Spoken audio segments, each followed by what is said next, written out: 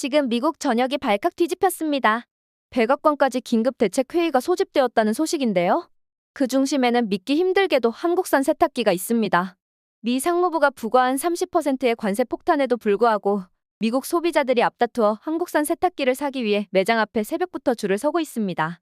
심지어 일부 지역에서는 한국산 세탁기 품귀 현상까지 발생하고 있다고 합니다. 도대체 이 세탁기에 무슨 비밀이 있는 걸까요? 왜 미국인들은 자국 제품을 두고 더 비싼 한국산 제품을 선택하고 있을까요? 오늘의 충격적인 이야기 지금 시작합니다. 여러분의 응원이 더 좋은 컨텐츠를 만드는 큰 힘이 됩니다. 부탁드려요. 안녕하세요. 저는 미국 일리노이 주의 시카고에서 온 데이비드 콜린스입니다. 제가 그날 새벽 4시부터 매장 앞에서 줄을 서게 될 줄은 정말 몰랐습니다. 생각해보면 참 웃기죠. 아이폰 신제품 출시일도 블랙 프라이데이 세일도 그냥 넘겼는데 그날은 달랐어요. 전날 밤 매장 공지를 보는 순간 심장이 쿵쾅거리기 시작했거든요. 한국산 세탁기 한정 재입고라는 문구가 화면에 반짝이고 있었습니다. 세탁기에 뭐가 그리 대단하다고 새벽부터 줄을 서냐고요? 아내는 날 미쳤다고 생각했어요. 하지만 저는 기다리는 동안 계속 그날을 떠올리고 있었습니다. 처음 트럼프 임기에 시작되어 바이든 시기를 거쳐 현 트럼프 정부까지 이어진 관세 정책 때문에 시장에서 사라졌던 그 세탁기를 처음 접했던 날 말이에요. 친구 집에서 본 한국산 세탁기. 조용하디 조용한 작동음, 옷감을 잃는 것 같은 섬세한 세탁 모드, 아무리 큰 이불을 넣어도 흔들림 하나 없는 완벽한 균형감. 제 옆에서 함께 줄 서 있던 노부인이 물었습니다. 젊은이, 당신도 그 세탁기를 사러 온 거요? 저는 웃으며 고개를 끄덕였습니다. 10년 전 산 세탁기가 아직도 완벽하게 돌아가요. 하지만 딸이 결혼하는데 이것보다 좋은 선물이 없더군요. 노부인의 말에 같이 줄 선 사람들이 다들 고개를 끄덕이고 있었습니다. 말도 안 되게 들릴지 모르지만 세탁기 하나를 두고 낯선 이들과 공감대가 형성되고 있었죠. 그날 아침은 유난히 추웠습니다. 손가락이 얼어붙는 것 같았지만 마음만은 뜨거웠어요. 매장이 열리기도 전에 이미 30명 이상이 줄을 서 있었거든요. 미국 역사상 세탁기를 위해 이렇게 줄을 선 경우가 또 있었을까요? 그것도 모두 한국산 세탁기를 위해서 말이에요. 기자 경력 15년 차인 제게는 이것 자체가 놀라운 뉴스거리였습니다. 정말 말도 안 돼요. 관세로 가격이 30%나 올랐는데도 사람들이 이렇게 몰리다니. 매장 직원이 문을 열며 놀란 표정으로 말했습니다. 그의 말대로 가격은 분명 올랐습니다. 하지만 우리 모두는 알고 있었죠. 그 가치가 가격을 훨씬 넘어선다는 것을. 줄 선 지 3시간째 앞에 있던 젊은 부부가 이야기하는 소리가 들렸습니다. 우리 집 세탁기가 고장난 날 정말 끔찍했어. 대체품으로 산 미국산 세탁기는 시작부터 문제였지. 탈수가 제대로 안 돼서 옷은 항상 축축했고 소음은 마치 비행기가 이륙하는 것 같았어. 남편이 고개를 끄덕이며 말했습니다. 그리고 AS 불렀더니 이건 원래 그래요라는 말만 되풀이하더라고. 결국 한 달 만에 포기하고 이번에 한국산으로 바꾸기로 했지. 드디어 매장 문이 열렸습니다. 모두 질서정연하게 그러나 조금은 서두르며 입장했죠. 매장 안으로 들어서자마자 보였습니다. 그곳에 있었어요. 흰색과 메탈릭 실버의 조화, 미래적이면서도 단정한 디자인. 마치 오케스트라의 지휘자처럼 당당하게 자리를 차지하고 있는 한국산 세탁기들. 저도 모르게 발걸음이 빨라졌습니다. 이 모델이 바로 그 유명한 매장 직원이 설명을 시작하려 했지만 저는 이미 알고 있었습니다. 이미 수십 개의 리뷰를 읽었고 유튜브 영상을 모두 섭렵했으니까요. 인공지능이 옷감 종류와 오염도를 감지해서 최적의 세탁 코스를 자동으로 선택하죠. 제가 먼저 말하자 직원이 놀란 얼굴로 고개를 끄덕였습니다. 결제 카운터로 향하면서 문득 깨달았습니다. 이렇게 줄 선 사람들은 단순히 세탁기를 구매하는 게 아니었습니다. 우리는 신뢰를 사고 있었던 거예요. 10년을 써도 고장 안 나는 내구성, 옷감 하나 망가뜨리지 않는 세심함, 환경까지 생각한 에너지 효율성. 결국 우리는 한국식 장인 정신에 투자하고 있었던 겁니다. 결제를 마치고 배송 일정을 확인하는데 옆에서 누군가 말을 걸었습니다. 혹시 시카고 트리뷴의 데이비드 콜린스 기자 아니세요? 고개를 돌리자 지역 라디오 진행자였던 마이크가 서 있었습니다. 맞아요. 안녕하세요. 제가 대답하자 그가 웃으며 말했습니다. 흥미로운 주제네요. 미국인들이 한국산 세탁기를 위해 줄을 서는 이유. 언젠가 이런 기사를 써보는 건 어떨까요? 그 순간 머릿속에 번뜩 아이디어가 떠올랐습니다. 단순한 가전제품 이야기가 아니라 시장을 뒤흔든 문화 현상에 대한 이야기. 정부의 관세 정책에도 불구하고 소비자들의 선택을 바꾸지 못한 품질의 힘에 대한 이야기. 저는 그 자리에서 바로 노트북을 열었습니다. 이 이야기는 세상에 알려줘야 했으니까요. 뒤돌아보면 그때부터 모든 게 달라졌던 것 같습니다. 저는 기자로서 이 현상이 단순한 가전제품 선호도가 아니라는 걸 직감했어요. 그 세탁기를 둘러싼 이야기는 미국과 한국 사이에 숨겨진 경제 전쟁, 소비자 심리학 그리고 무엇보다 신뢰 경제에 관한 것이었습니다. 저는 그날부터 취재를 시작했어요. 먼저 관세 정책의 실제 영향을 알아보기 위해 워싱턴 DC로 날아갔습니다. 워싱턴 중심가의 한 카페에서 미 상무부 고위 관계자를 만났습니다. 그는 처음엔 이건 미국 산업 보호를 위한 불가피한 조치라는 원론적인 답변만 반복했어요. 하지만 오프 더 레코드를 약속하자 표정이 달라졌습니다. 솔직히 말하면 콜린스 씨, 이 정책은 제대로 작동하지 않았습니다. 한국산 제품 수입이 일시적으로 줄었을 뿐 결국 소비자들이 다시 찾기 시작했어요. 심지어 가격이 30% 올랐는데도 말이죠. 그의 말은 곧 수치로 확인됐습니다. 관세 부과 6개월 후 한국산 프리미엄 가전제품의 미국 내수요는 오히려 12% 증가했고 온라인 리뷰 사이트에서 평점은 전년 대비 상승했습니다. 더 비싼데도 더 많이 팔리는 역설적인 상황이 벌어진 겁니다. 우리 집이 관세 폭탄의 첫 번째 희생자였어요. 시카고 교외의 한 주택가에서 만난 제니퍼 밀러가 말했습니다. 그녀의 집 지하실에는 거대한 무용지물이 자리 잡고 있었어요. 관세 이후 할인받아 구매한 미국산 세탁기였습니다. 보세요. 이걸 사고 첫 주부터 문제가 시작됐어요. 옷에서 이상한 냄새가 나기 시작했고 아이들 교복은 하나둘씩 망가졌죠. AS를 3번이나 불렀지만 해결되지 않았어요. 제니퍼의 눈에는 분노와 좌절감이 차 있었습니다. 가장 화나는 건 뭐냐면요. 이게 그저 세탁기의 문제가 아니라는 거예요. 제 시간이 낭비됐고 아이들 옷이 망가졌고 결국 더 비싼 한국산을 다시 사야 했으니까. 트럼프든 바이든이든 그들은 우리 가정의 평화를 앗아간 겁니다. 관세 정책이 실제 가정에 미친 영향을 목격하면서 저는 더 큰 그림을 보기 시작했습니다. 이건 단순한 무역 분쟁이 아니었어요. 수백만 미국 가정의 일상에 직접적인 영향을 미치는 문제였죠. 특히 현대 사회에서 시간은 가장 귀중한 자원인데 불량 제품으로 인한 시간 낭비가 얼마나 큰 손실인지를 깨달았습니다.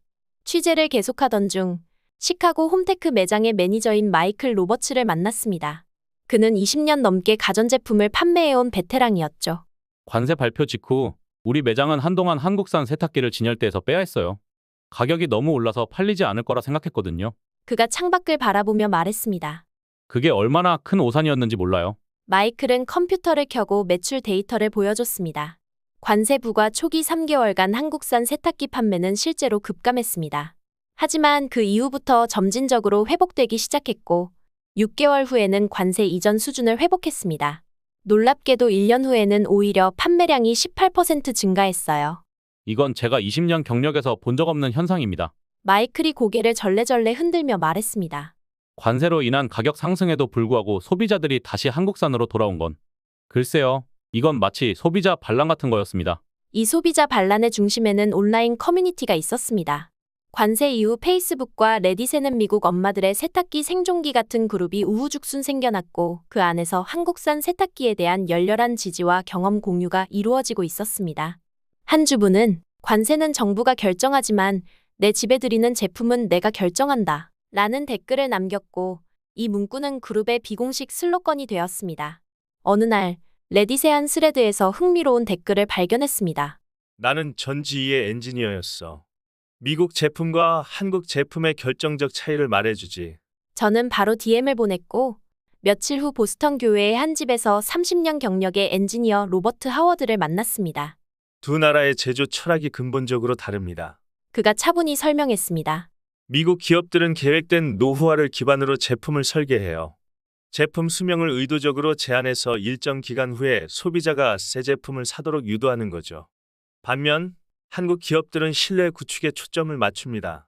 첫 구매에서 만족감을 주면 고객이 다른 제품도 같은 브랜드로 구매할 거라고 믿는 거죠. 로버트는 계속해서 기술적 차이도 설명했습니다.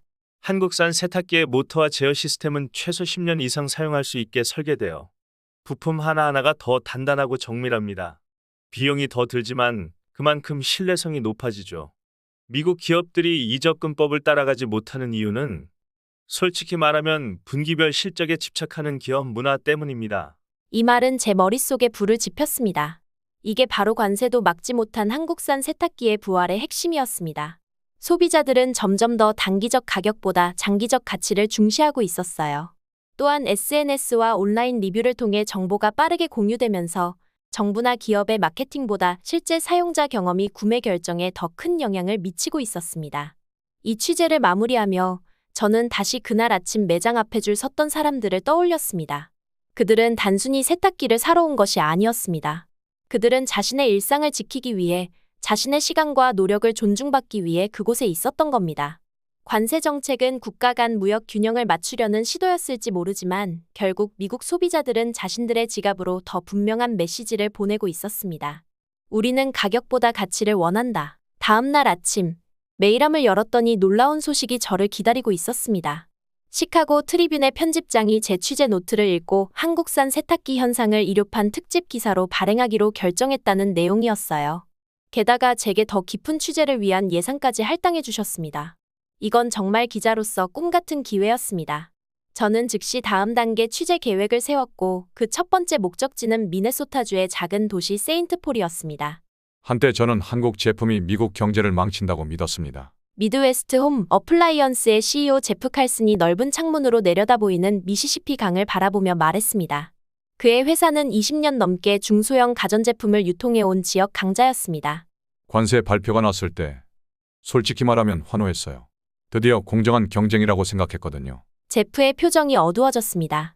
그런데 관세 이후 믿기 힘든 일이 벌어졌습니다. 처음 3개월은 미국산 제품 판매가 급증했어요. 하지만 그 이후 그는 책상 위에 태블릿을 밀어주며 회사 실적 그래프를 보여줬습니다. 판매량은 6개월째부터 급감하기 시작했고 8개월 차에는 관세 이전보다도 나빠졌습니다. 특히 눈에 띄는 건 반품률 그래프였어요. 관세 이후 판매된 미국산 세탁기의 반품률은 전년 대비 340%나 증가했습니다. 처음에는 이해가 안 됐어요. 소비자들이 왜 더 비싼 한국산으로 다시 돌아가는지. 제프가 깊은 한숨을 내쉬었습니다. 그래서 직접 알아보기로 했죠. 반품된 미국산 제품과 인기 있는 한국산 제품을 분해해서 비교 분석했습니다. 그는 회의실로 저를 안내했습니다. 긴 테이블 위에는 2대의 세탁기가 분해되어 있었습니다. 부품들이 체계적으로 나열되어 있었죠. 이게 바로 우리가 발견한 차이점입니다. 제프가 2 세탁기의 모터를 가리켰습니다. 좌측은 미국산, 우측은 한국산입니다. 겉보기엔 비슷해 보이지만 자세히 보면 그가 설명하는 기술적 차이는 놀라웠습니다. 한국산 모터는 더 많은 구리를 사용했고 베어링의 품질이 월등히 높았으며 진동 방지 설계가 정교했습니다.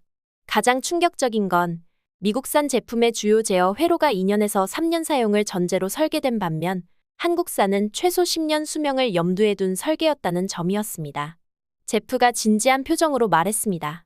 왜 미국 기업들은 이렇게 내구성이 떨어지는 제품을 만드는 걸까? 기술력이 부족해서가 아닙니다. 우리에겐 충분한 기술이 있어요.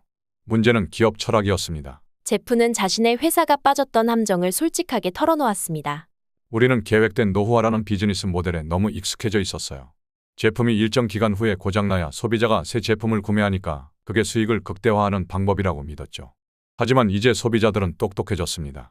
그들은 장기적인 가치를 원해요. 이 이야기를 들으며 저는 미국과 한국 사이의 근본적인 제조 철학 차이를 깨닫기 시작했습니다.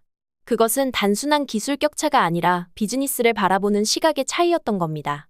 제프의 이야기는 더 흥미로운 방향으로 이어졌습니다. 저는 결국 큰 결단을 내렸습니다.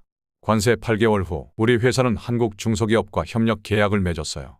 그들의 기술과 우리의 유통망을 결합한 겁니다. 처음에는 임직원들의 반발이 심했다고 합니다. 미국 제품을 팔아야 할 유통사가 왜 외국 기업과 손을 잡느냐는 비판이 쏟아졌죠. 하지만 제프는 흔들리지 않았습니다. 나는 임직원들에게 이렇게 말했습니다. 우리가 팔아야 할 건 국적이 아니라 가치입니다. 소비자들이 원하는 건 오래 쓸 수 있는 신뢰할 수 있는 제품이고 우리는 그것을 제공해야 합니다.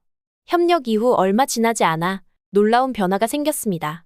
반품률은 급감했고 고객 만족도는 상승했으며 매출은 안정적으로 회복되기 시작했습니다. 가장 인상적인 것은 협력 과정에서 미드웨스트 홈 어플라이언스의 직원들이 한국 파트너사의 장인 정신을 배우기 시작했다는 점이었습니다. 관세는 표면적으로는 미국 기업을 보호하기 위한 것이었지만 역설적으로 우리 회사를 근본적으로 변화시키는 계기가 되었습니다. 제프가 웃으며 말했습니다.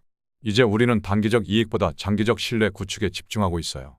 그리고 그 결과는 놀랍습니다. 미네소타를 떠나기 전 제프는 마지막으로 한 가지 이야기를 더 들려주었습니다. 가장 기억에 남는 일은 한국 엔지니어들이 처음 우리 공장을 방문했을 때입니다. 그들은 우리가 생각지도 못한 부분까지 꼼꼼하게 살폈어요. 한 번은 제품 포장재에 대해 2시간 넘게 토론했는데 그들이 강조한 건 소비자가 제품을 개봉하는 첫 경험이었습니다. 그들에게 제품 경험은 구매 전부터 수년간의 사용, 그리고 그 이후까지 모두 포함하는 개념이었죠. 세인트폴을 떠나 시카고로 돌아오는 비행기에서 저는 이 취재가 단순한 세탁기 이야기를 넘어서고 있다는 것을 깨달았습니다. 이건 두 나라의 비즈니스 철학, 소비자 문화, 그리고 무엇보다 신뢰의 경제학에 관한 이야기였습니다. 시카고에 도착한 후 저는 온라인에서 찾은 한 가지 정보를 확인하기 위해 교회의 한 수리점을 방문했습니다. 한국산 세탁기 전문 수리점이라는 간판이 붙어있는 작은 가게였어요. 주인 마이크 김은 한국계 2세로 15년간 가전제품 수리 일을 해왔습니다. 어떻게 한국산 제품만 전문으로 수리하게 되셨나요? 제가 물었습니다. 마이크가 웃으며 대답했습니다. 처음엔 모든 브랜드를 다뤘어요. 하지만 점점 한국산에 집중하게 됐죠. 왜냐하면 그가 잠시 말을 고르더니 이어갔습니다. 이상하게 들릴 수도 있지만 한국산 제품은 수리하는 게 더 보람 있거든요. 대부분의 경우 정말 작은 부분만 고치면 다시 몇 년을 더 쓸 수 있어요. 반면 다른 브랜드는 수리에도 곧 다른 문제가 생기더라고요. 마이크의 말은 제프와 로버트가 말한 내용을 실질적으로 확인해주는 증거였습니다. 한국산 제품의 경쟁력은 단순한 가격이나 기능이 아니라 내구성과 신뢰성에 있었던 겁니다. 기사가 출판된 다음 날, 제 사무실 전화기가 쉴 새 없이 울렸습니다. 시카고 트리뷴 일요판에 실린 세탁기가 말해주는 것, 관세 정책과 소비자 선택의 역설이라는 제 기사가 예상치 못한 반향을 일으켰던 겁니다. 특히 놀라웠던 건 단순한 독자 반응을 넘어 정치권과 산업계에서도 이 기사에 주목하기 시작했다는 점이었어요. 한 상원 의원 사무실에서는 관세 정책 토론회에 제가 패널로 참여해달라는 요청까지 왔습니다. 콜린스 씨, 당신의 기사가 정확히 핵심을 찔렀습니다. 워싱턴 DC의 한 호텔 로비에서 만난 소비자 보호단체 대표 사라 제닝스가 말했습니다. 관세 정책의 영향을 경제 지표로만 평가하던 사람들에게 당신의 기사는 실제 가정에 미치는 영향을 생생하게 보여줬어요. 그것도 예상치 못한 방향으로요. 사라는 제 기사를 바탕으로 소비자 설문조사를 진행했다고 말했습니다. 총 5,000명의 미국 소비자를 대상으로 한 이 조사에서 응답자의 68%가 제품 가격보다 내구성과 신뢰성을 더 중요시한다고 답했고 73%는 이전에 사용했던 제품의 경험이 다음 구매에 가장 큰 영향을 미친다고 응답했습니다. 가장 흥미로운 발견은 이겁니다. 사라가 태블릿을 보여주며 말했습니다. 관세 이후 한국산 가전제품을 구매한 소비자 중 92%가 가격이 올랐음에도 다시 같은 선택을 할 것이라고 응답했어요. 이건 단순한 브랜드 충성도를 넘어서는 현상입니다. 호텔을 나온 저는 다음 인터뷰 대상인 경제학자 로버트 슈워츠 교수를 만나기 위해 조지타운 대학으로 향했습니다. 그는 30년 넘게 국제무역과 소비자 행동을 연구해온 권위자였죠. 이번 한국산 세탁기 현상은 경제학적으로 매우 흥미로운 사례입니다. 로버트 교수가 창가 자리에 앉으며 말했습니다. 전통적인 경제 이론에 따르면 가격이 30% 상승하면 수요는 상당히 감소해야 해요. 하지만 이 경우엔 정반대의 현상이 일어났죠. 이건 경제학자들이 말하는 기펜제 현상과도 다릅니다. 교수의 설명에 따르면 이 현상은 오히려 정보 비대칭의 붕괴로 설명할 수 있다고 합니다. 과거에는 소비자들이 제품의 실제 품질에 대한 정보를 얻기 어려웠어요. 기업의 마케팅과 초기 인상에 의존할 수밖에 없었죠. 하지만 SNS와 온라인 리뷰 시대에는 소비자들이 실제 사용자 경험을 즉각적으로 공유합니다. 이로 인해 제품의 장기적 성능에 대한 정보가 빠르게 확산되는 거죠. 이 설명은 제가 취재 과정에서 목격한 현상과 정확히 일치했습니다. 페이스북 그룹과 레딧 포럼에서 소비자들은 제품 사용 경험을 상세히 공유하고 있었고, 특히 3년 써본 솔직 리뷰, 수리 빈도 비교, 같은 장기 사용 관점의 정보가 큰 영향력을 발휘하고 있었습니다. 더 중요한 점은 로버트 교수가 강조했습니다. 이런 소비자 행동이 기업들의 제조 철학까지 변화시키고 있다는 겁니다. 미국 기업들도 이제는 내구성과 신뢰성을 핵심 가치로 내세우기 시작했어요. 한마디로 소비자들이 시장을 변화시키고 있는 거죠. 워싱턴 체류 마지막 날, 저는 예상치 못한 인물을 만나게 되었습니다.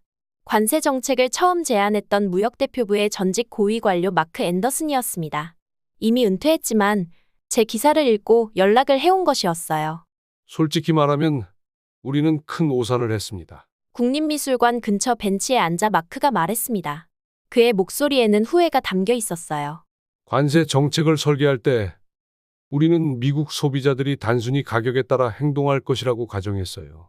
비슷한 기능을 가진 두 제품이 있다면 소비자들은 더 저렴한 쪽을 선택할 거라고 믿었죠. 마크는 깊은 한숨을 내쉬었습니다. 하지만 우리가 간과한 것은 현대 소비자들의 복잡한 구매 심리였어요. 그들은 단순한 가격 대 기능 비교를 넘어서 시간 가치, 스트레스 절감, 환경 영향까지 고려하고 있었습니다. 특히 SNS를 통해 정보가 빠르게 공유되는 환경에서는 정부의 정책보다 실제 사용자들의 경험이 더 큰 영향력을 발휘했죠. 마크의 고백은 정책 위반자들이 종종 소비자 심리의 복잡성을 과소평가한다는 것을 생생하게 보여주었습니다. 정부는 관세를 통해 시장을 조절할 수 있다고 생각했지만 실제로는 정보를 가진 소비자들이 시장을 재구성하고 있었던 겁니다. 워싱턴을 떠나기 전 마지막으로 한국계 미국인 커뮤니티의 목소리도 듣고 싶었습니다. 버지니아 애난데일의 한인타운에서 만난 커뮤니티 리더 박지성 씨는 흥미로운 관점을 제시했습니다. 많은 미국인들이 모르는 사실이 있어요. 한식당에서 차를 마시며 박 씨가 말했습니다. 한국의 중소기업들이 이렇게 품질에 집착하게 된 배경에는 한국의 특수한 역사가 있습니다. 전쟁으로 폐허가 된 나라에서 일어서기 위해 우리는 오래가는 제품을 만드는 것 외에는 선택지가 없었어요. 자원이 부족했기 때문에 한번 만든 것은 오래 써야 했고, 그래서 내구성이 문화적 가치가 된 겁니다. 이 말은 저에게 큰 통찰을 주었습니다. 한국의 제조 철학은 단순한 비즈니스 전략이 아니라 그들의 역사와 문화에 뿌리를 둔 것이었습니다. 그리고 이제 그 문화적 가치가 세계 시장에서 경쟁 우위로 작용하고 있었죠. 시카고로 돌아오는 비행기에서 저는 이 취재 여정을 통해 발견한 놀라운 역설에 대해 생각했습니다. 관세 정책은 미국 산업을 보호하기 위한 것이었지만 오히려 소비자들에게 한국 제품의 우수성을 재확인시키는 결과를 낳았습니다. 가격이 올랐음에도 소비자들은 한국산을 선택했고, 이 과정에서 미국 기업들은 자신들의 제조 철학을 근본적으로 재고하게 되었습니다. 특히 흥미로웠던 것은 이 모든 변화가 단순한 세탁기에서 시작되었다는 점입니다. 가장 일상적이고 평범한 가전제품이 국제무역, 소비자 심리학 그리고 기업 철학에 관한 중요한 논의를 촉발시킨 것이었죠. 제 눈앞에 펼쳐진 것은 단순한 세탁기 이야기가 아니라 글로벌 시장에서 신뢰라는 가치가 어떻게 새로운 경쟁력으로 부상하는지에 관한 거대한 서사였습니다. 그리고 이 서사의 중심에는 정보로 무장한 그 어느 때보다 현명해진 소비자들이 있었습니다. 방 안에 울려 퍼지는 세탁기 소리는 마치 잔잔한 배경음악 같았습니다. 진동 없이, 거슬리는 소음 없이 그저 물이 부드럽게 옷을 감싸도는 소리만이 들렸죠. 저는 창가에 서서 그 소리를 들으며 생각했습니다.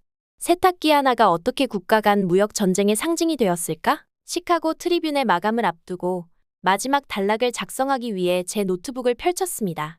지난 몇 주간의 취재로 얻은 결론을 정리할 시간이었죠. 알고 보니 이 세탁기 현상은 단순한 제품 선호도가 아니라 현대 소비 문화의 근본적인 변화를 보여주는 상징이었습니다. 제가 이 특별한 조사를 시작했을 때 저는 단지 세탁기에 관한 기사를 쓰고 있다고 생각했습니다. 마지막 단락을 이렇게 시작했습니다. 하지만 제가 발견한 것은 훨씬 더 심오한 이야기였습니다. 이건 제품이 아니라 가치관에 관한 이야기였습니다. 저는 지난주에 방문했던 뉴저지 주립대학의 소비자 심리학 연구실에서 만난 캐서린 리 박사의 연구 결과를 인용했습니다. 그녀의 연구에 따르면 밀레니얼과 Z세대 소비자들은 이전 세대보다 물건을 소유하는 개념에 다르게 접근한다고 합니다. 그들은 더 적게 소유하지만 소유한 것에는 더 높은 질과 내구성을 요구합니다. 최근 10년간 미국에서는 적게 가지고 오래 쓰는 미니멀리즘 트렌드가 급부상했습니다. 리 박사의 말을 옮겼습니다. 이는 단순히 미적 취향이 아니라 자원 낭비와 환경 문제에 대한 인식 증가, 그리고 물건과 행복의 관계에 대한 재평가에서 비롯된 것입니다. 이 관점에서 볼 때 한국산 세탁기의 성공은 단순한 기술적 우위를 넘어선 가치관의 공명이었습니다. 한국 기업들이 몇십 년간 추구해온 장인정신과 내구성이라는 가치가 미국 소비자들의 변화된 소비 철학과 맞아떨어진 것이었죠. 특히 흥미로웠던 것은 콜로라도주 덴버에서 시작된 레파라빌리티 운동이었습니다. 고장난 제품을 수리해서 계속 사용하자는 이 캠페인은 젊은 소비자들 사이에서 큰 호응을 얻었고, 이들이 구매 결정을 내릴 때 중요한 기준으로 자리 잡았습니다. 한국산 세탁기는 이 수리 가능성 측면에서도 높은 평가를 받고 있었습니다. 우리는 단지 세탁기를 사는 게 아니에요. 우리는 10년의 시간을 사는 겁니다. 덴버의 레파라빌리티 카페에서 만난 앨리스 워커의 말이 제 머릿속에 맴돌았습니다. 불량품으로 날마다 스트레스 받느니 처음부터 제대로 된 것에 투자하는 게 낫죠. 레파라빌리티 카페는 고장난 가전제품을 함께 수리하는 커뮤니티 공간이었는데 이곳의 수리 전문가들에 따르면 한국산 제품은 대체로 부품 교체가 용이하고 매뉴얼이 잘 정리되어 있어 수리하기 편하다고 합니다. 반면 일부 미국산 제품은 의도적으로 수리를 어렵게 설계되어 있다는 지적이 많았습니다. 이제 관세 정책의 아이러니를 완전히 이해할 수 있습니다. 제가 노트북에 타이핑을 계속했습니다. 정부가 미국 기업을 보호하려 했지만 오히려 소비자들에게 한국 제품의 우수성을 재확인시키는 결과를 낳았습니다. 그리고 이 과정에서 미국 기업들은 생존을 위해 자신들의 제조 철학을 근본부터 바꿔야 한다는 것을 깨달았습니다. 이 변화는 이미 시작되고 있었습니다. 샌프란시스코에 위치한 스타트업 리메이드는 한국식 내구성, 미국식 디자인이라는 슬로건으로 새로운 가전제품 라인을 출시했고 대형 제조사들도 이러한 트렌드를 따라가기 시작했습니다. 소비자들이 중고 한국산 세탁기를 새 미국산 제품보다 더 높은 가격에 거래하는 현상까지 나타났습니다. 가장 놀라운 발견은 이 현상이 단지 세탁기에 국한되지 않는다는 점입니다. 저는 계속 작성했습니다. 한국의 자동차, 휴대폰, 심지어 주방용품까지 비슷한 패턴으로 미국 시장을 재정복하고 있습니다. 과거의 메이드 인 한국은 단순히 원산지를 나타내는 표시였지만 이제는 하나의 품질 보증 마크로 인식되고 있었습니다. 이런 인식 변화는 수십 년에 걸친 꾸준한 품질 관리와 혁신의 결과였죠. 미국의 유명 리뷰 사이트에서는 한국산 가전제품에 대해 내구성과 신뢰성의 대명사라는 평가가 주류를 이루고 있었습니다. 글을 마무리하며 저는 이 세탁기 현상이 보여주는 더 넓은 함의에 대해 생각했습니다. 이건 단지 한국과 미국의 이야기가 아니라 글로벌 시장에서 소비자 주권이 어떻게 발현되는지 그리고 정부 정책과 기업 전략이 어떻게 소비자의 실제 니즈를 따라잡지 못하는지를 보여주는 사례였습니다. 결국 소비자들은 국적이 아닌 가치를 선택했습니다. 저는 마지막 문장을 타이핑했습니다. 그리고 그 선택은 세탁기 한 대에서 시작되어 이제 글로벌 무역의 흐름을 바꾸고 있습니다. 노트북을 닫으며 아직도 부드럽게 돌아가고 있는 세탁기를 바라보았습니다. 참 아이러니하죠. 과거에는 세탁기가 미국적 생활 방식의 상징이었는데 이제는 미국인들이 한국산 세탁기를 위해 새벽부터 줄을 서고 있습니다. 어쩌면 이것이야말로 21세기 글로벌 시장의 본질을 가장 잘 보여주는 이미지가 아닐까요? 오늘의 사연은 여기까지입니다. 우리 한국을 사랑하는 여러분이 계셔서 저에게는 정말 큰 힘이 됩니다. 이야기가 여러분의 마음에 조금이라도 울림을 주었다면 구독과 좋아요 부탁드려요. 여러분의 따뜻한 댓글 하나하나가 저희에게는 큰 힘이 됩니다. 감사합니다.